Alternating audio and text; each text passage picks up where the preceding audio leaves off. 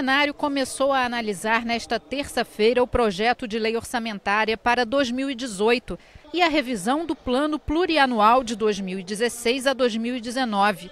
A proposta do orçamento para o ano que vem prevê um déficit de 10 bilhões de reais. A previsão de arrecadação é de 62 bilhões e meio e as despesas estão estimadas em 72 bilhões e meio. O projeto já contempla a previsão de receita de 4,6 bilhões com operações de crédito, garantida pelo regime de recuperação fiscal assinado com a União.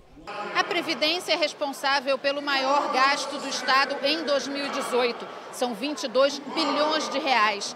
Já a Segurança Pública deve receber 11 bilhões e a Educação 7 bilhões e meio. O orçamento de 2018 volta a ser discutido nesta quarta-feira em plenário. E depois, os parlamentares vão ter 5 dias para apresentar as emendas. Os parlamentares apostam no aumento de receita nos próximos anos para sanar as contas do Estado. Começa com o empréstimo que a gente pretende fazer, dando como garantia as ações da SEDAI.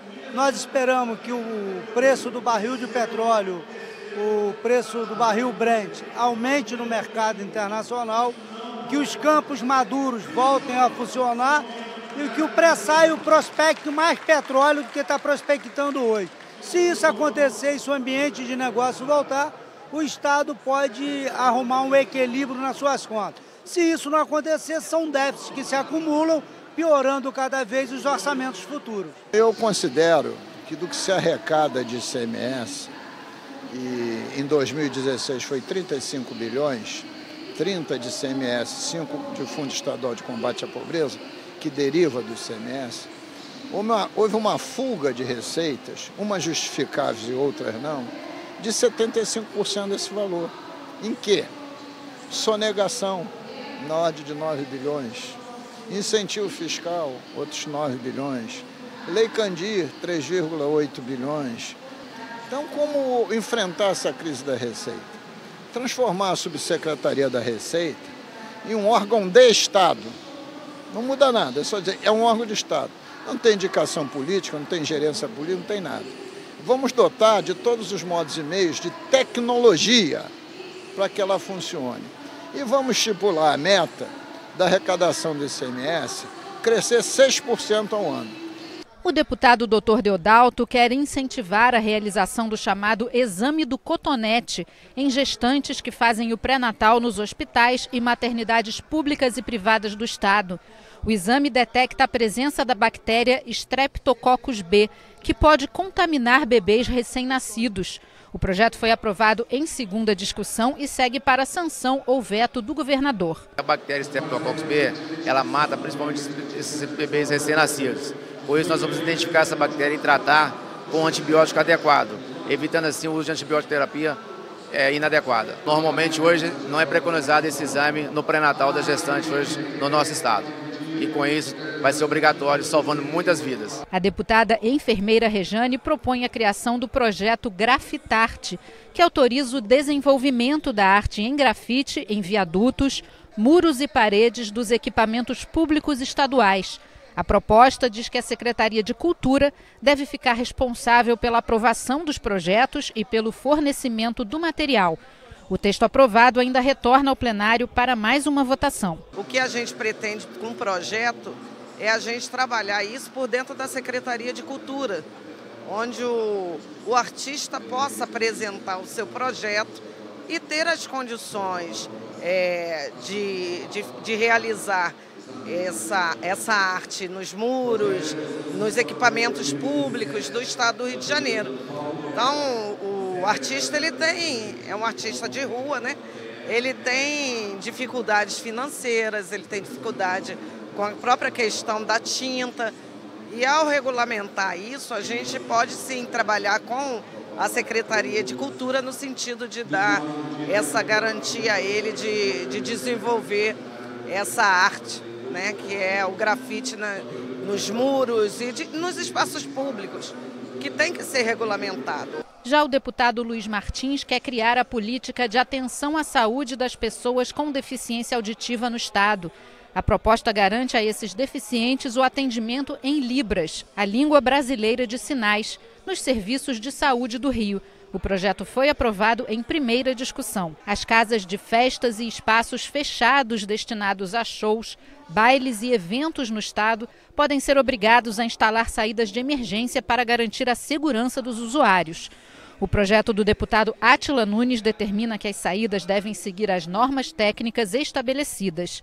O texto recebeu uma emenda e retornou para as comissões. E o deputado Paulo Ramos quer que todos os concursos públicos do Rio sejam realizados pelo Estado, sem a possibilidade de terceirização. O texto pede também que a inscrição seja gratuita para qualquer participante. O projeto foi aprovado em primeira discussão e retorna ao plenário. Ao longo dos últimos anos, os concursos públicos foram terceirizados.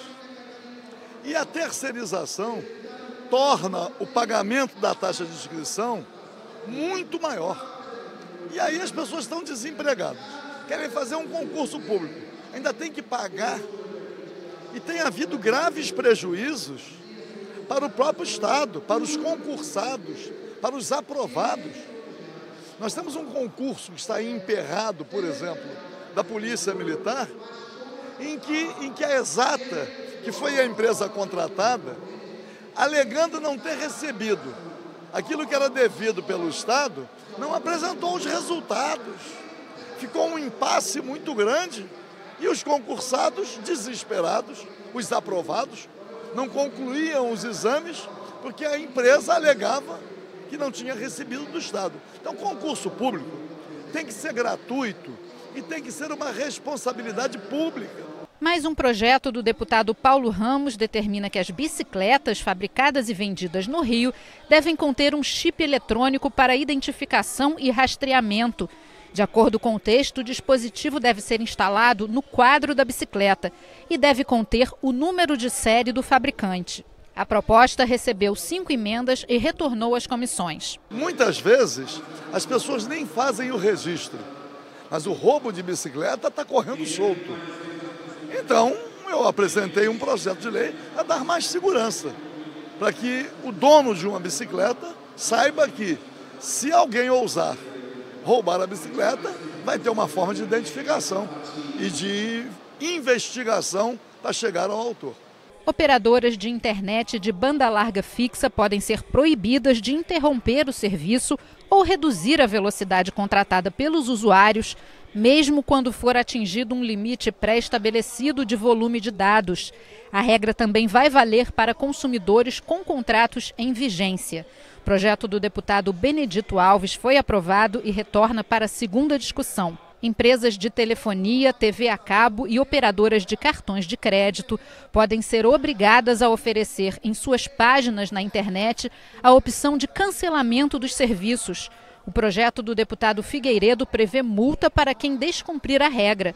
O texto foi aprovado e retorna ao plenário para mais uma votação. Por algum motivo o consumidor queira encerrar, cancelar esse contrato, ele entra numa fila da burocracia, ligando para aquele telemarketing que nunca é atendido, fica aguardando horas e horas o atendimento e muitas das vezes o consumidor até é vencido pelo cansaço, desiste de cancelar porque a burocracia é muito grande. Então o nosso projeto obriga essas empresas a terem um link na sua página na internet, um link que facilite a vida do consumidor de cancelar esse contrato de prestação de serviço. Supermercados e shopping centers do Rio podem passar a oferecer locais exclusivos para o descarte de embalagens de plástico ou de papel. O material recolhido deve ser destinado às cooperativas de reciclagem. O projeto do deputado licenciado Tiago Pampolha recebeu 5 emendas e retornou às comissões. A Alerj pode ter uma premiação específica para personalidades do esporte. O prêmio Tele Santana, idealizado pelo deputado Milton Rangel, vai ser concedido a pessoas físicas ou jurídicas que tenham contribuído para o desenvolvimento do esporte no estado do Rio. A proposta recebeu 2 emendas e retornou às comissões. Nós somos um país, dito país do futebol, mas somos um país do esporte, somos um país do vôlei, do basquete e de todos os esportes, né? Hoje nós temos destaques em diversos segmentos esportivos. E o objetivo é valorizar aquelas personalidades fluminenses, cariocas, ou que não são fluminenses nem carioca, mas que moram aqui e fizeram seu nome esportivo aqui no Rio de Janeiro com essa premiação. Proposta do deputado Geraldo Pudim apresenta diretrizes para a criação do Museu da Escravidão Negra no Brasil, que deve ser instalado na cidade do Rio. O museu deve auxiliar as escolas no ensino de história e cultura afro-brasileira e estimular o estudo dos hábitos e costumes de afrodescendentes. O espaço deve abrigar um acervo com fotografias, pinturas, livros, móveis e objetos. O projeto recebeu 29 emendas e retornou às comissões. O projeto do deputado Carlos Mink estabelece a obrigatoriedade do controle, monitoramento e tratamento do chorume produzido nos lixões que foram desativados no estado. A proposta recebeu 18 emendas e retornou às comissões. Quando você acaba com lixão, como a gente acabou com lixão de Gramacho, em Caxias, Babim, Belfor Roxo, Itaoca, em São Gonçalo, você para de jogar.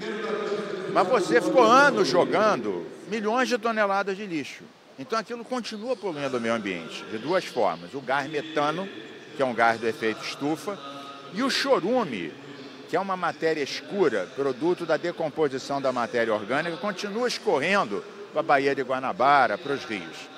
Então, esse projeto explica como deve ser feita a remediação dos lixões, mesmo daqueles desativados, para eles pararem de poluir e serem tratados adequadamente.